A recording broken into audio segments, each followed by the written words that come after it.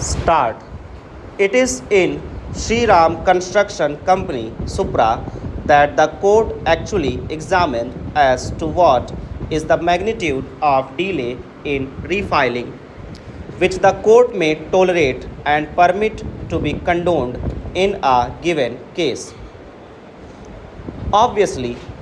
there cannot be any hard and fast rule in that respect, and the court would have to examine each case on its own facts and merits and to take a call whether or not to condone the delay in refiling the objection petition. When the initial filing of the petition is within the period of limitation. However, what is to be borne in mind by the court is that the limitation period is limited by the Act to 3 months, which is extendable at the most by another 30 days, subject to sufficient cause being disclosed by the petitioner to explain the delay beyond the period of 3 months. Therefore, it cannot be that a petitioner, by causing delay in refiling of the objection petition, delays the refiling to an extent which goes well beyond even the period of 3 months and 30 days from the date when the limitation for filing the objections begins to run. If the delay in refiling is such as to go well and substantially beyond the period of 3 months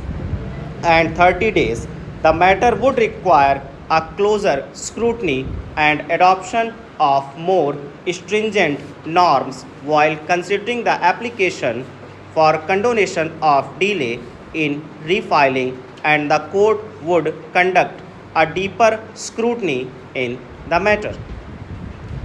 The leniency shown and the liberal approach adopted otherwise by the courts in matter of condonation of delay in other cases would in such cases not be adopted, as the adoption of such an approach by the court would defeat the statutory scheme contained